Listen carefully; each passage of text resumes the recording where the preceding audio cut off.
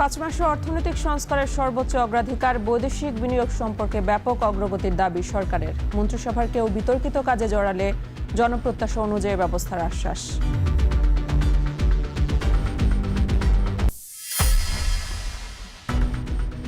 রাজধানীতে আরও 50 পয়েন্টে চালু হবে অটোমেটিক ট্রাফিক লাইট। সড়কে থাকবে না ফিটনেসবিহীন গাড়ি। পরিবেশ বিষয়ক সভায় নির্দেশ প্রধানমন্ত্রীর।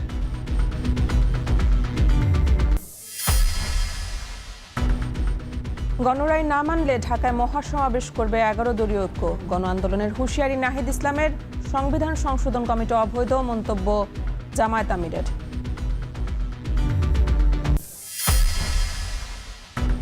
স্লুইস গেটের দায়িত্বে থাকবে উপজেলা প্রশাসন। কক্সবাজারে দুর্গত এলাকা পরিদর্শন করে স্বরাষ্ট্রমন্ত্রী। বন্যা নিয়ন্ত্রণে খুলে দেয়া হলো কাপ্তে 16টি জলকপাট।